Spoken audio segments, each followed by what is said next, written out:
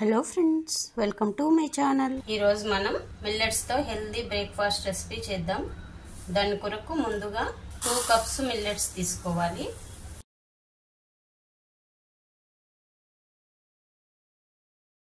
ఇంకొక గిన్నెలోకి 1 కప్పు మినపప్పు తీసుకోవాలి. తీసుకొని ఈ రెండింటిని వేరువేరుగా 2 నుంచి 3 టైమ్స్ నీట్గా కడిగి ఇవి మునిగే వరకు వాటర్ వేసి నాననివ్వాలి. ఇప్పుడు వీటిని 2-3 టైమ్స్ నీట్గా కడగాలి. ఇప్పుడు నేను వీటిని 3 టైమ్స్ కడిగిన. ఇప్పుడు ఈ మినపప్పులో 1/2 టీ స్పూన్ మెంతులు వేయాలి. మెంతులు వేసి ఇవి మునిగే వరకు వాటర్ వేసి నాననివ్వాలి.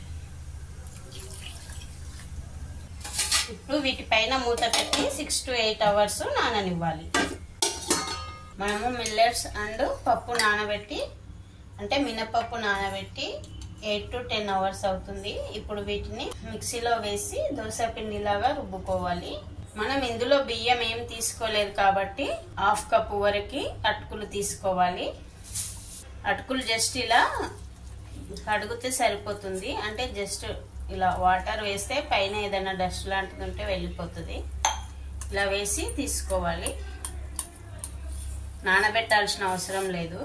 వీటిని మిక్సీ జార్లోకి తీసుకొని మనం నానబెట్టిన మినపప్పుని అలాగే మిల్లెట్స్ని కొన్ని వేసి దోశ పిండి ఏ విధంగా రుబ్బుతామో అదే విధంగా మిక్సీకి పట్టాలి. కొద్దిగా సాల్ట్ వేయాలి. సాల్ట్ వేసిన తర్వాత కొద్దిగా వాటర్ వేసుకోవాలి. మనం మిల్లెట్స్ నానబెట్టిన వాటర్ ఉన్నాయి కదా, అవే యూజ్ చేయాలి. ఇప్పుడు వీటిని మిక్సీకి పడదాం.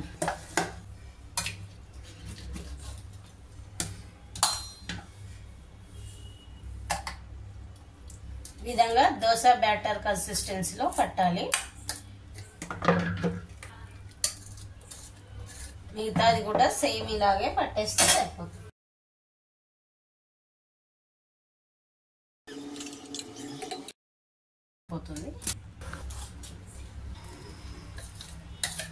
పిండి మొత్తం ఇలా రుబ్బుకున్న తర్వాత ఒక గిన్నెలో వేసి మూత పెట్టి నైట్ మొత్తం బయట పెడితే సరిపోతుంది. అంటే ఫ్రిడ్జ్ లో పెట్టకుండా బయట పెట్టి మార్నింగ్ బ్రేక్ఫాస్ట్ తయారు చేస్తే సరిపోతుంది. మనం నైట్ రుబ్బి పెట్టిన పిండి ఈ విధంగా అయింది.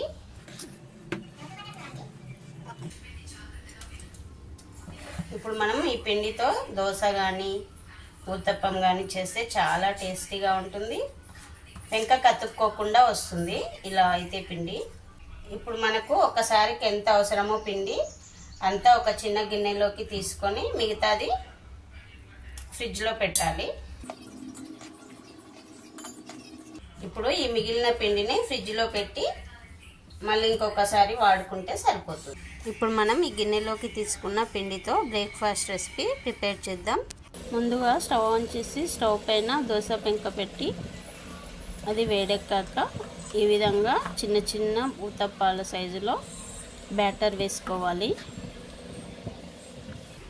ఇప్పుడు వీటిపైన కట్ చేసి పెట్టిన ఆనియన్స్, గ్రీన్ చిల్లీస్, క్యారెట్ ముక్కలు వేయాలి.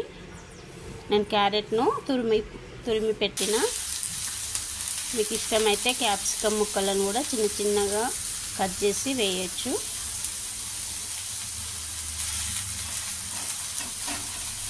ఇప్పుడు వెజిటేబుల్స్ వేసిన తర్వాత కొద్దిగా ఆయిల్ వేయాలి. ఇప్పుడు వీటిని కొద్దిగా ఉడకనివ్వాలి. అంటే ఒక 2 minutes ఉడకనిస్తే సరిపోతుంది. ఇప్పుడు ఇవి కింది సైడు బాగా ఫ్రై అయినాయి. ఫ్లిప్ చేయాలి.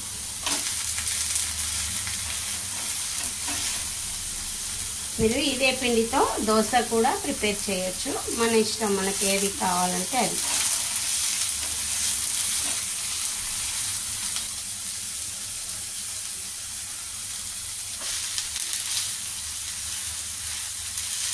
కింది సైడ్ జస్ట్ వెజిటేబుల్స్ పచ్చివాసన పోతే సరిపోతుంది.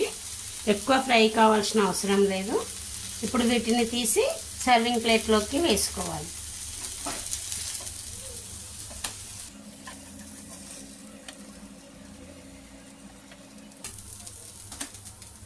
మిల్లెట్ బ్రేక్ఫాస్ట్ రెసిపీ రెడీ అయిందండి. ఈ రెసిపీ కనుక నచ్చితే ఒక లైక్ చేసి నా ఛానల్ని సబ్స్క్రైబ్ చేయడం మర్చిపోకండి. ఇంగ్రీడియంట్స్ డిస్క్రిప్షన్లో ఉంటాయండి. Thanks for watching.